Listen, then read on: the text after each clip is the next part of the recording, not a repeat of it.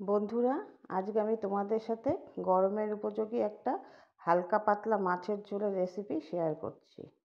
এর জন্য আমি প্রথমেই দেখাচ্ছি কী কী সবজি নিয়েছি। তার মধ্যে রয়েছে, এখানে আমি নিয়েছি পটল, আলু এইটা।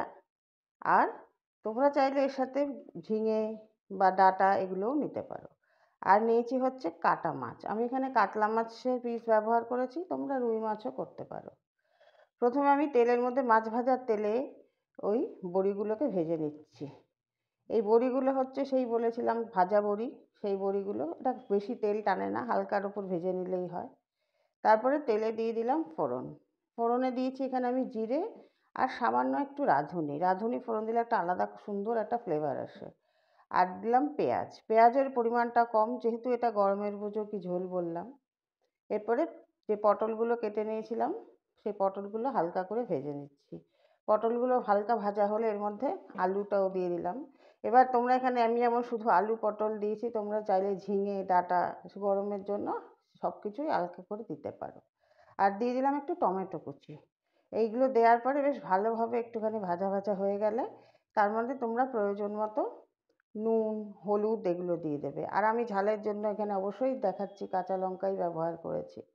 এবার যখন সমস্ত সবজিটা সুন্দর করে ভাজা ভাজা হয়ে আসবে, তখন এর মধ্যে দিয়ে দিতে হবে একটু জিরের গুঁড়ো ও একটু ধনের গুঁড়ো।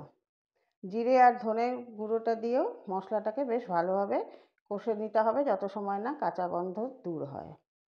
এবার ভাজা হয়ে গেলে এর মধ্যে দিয়ে দিতে হবে জল। জলটা দিয়ে দিতে হবে। এবার ঝোলটা বুঝে দেবে, কেননা এই বড়িটায় কিন্তু অনেকটা ঝোল টেনে নেয়। প্রথমে আমি এখানে দুভাবে কষিয়েছি ঝোলটা। প্রথমে একটুখানি অল্প জল দিয়ে মশলাটাকে কষিয়ে নিয়েছি। তারপরে কষাটা হয়ে গেলে একদম যখন তেলটা ছেড়ে আসবে, তখন আবার বেশি করে জলটা দিয়ে দেবো।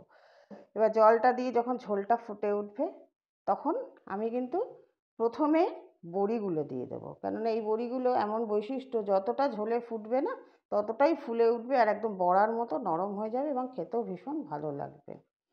এবার বড়িগুলো যখন বেশ একটুখানি ঝোল ঢুকে যাবে, তারপরে দিয়ে দিতে হবে মাছগুলো।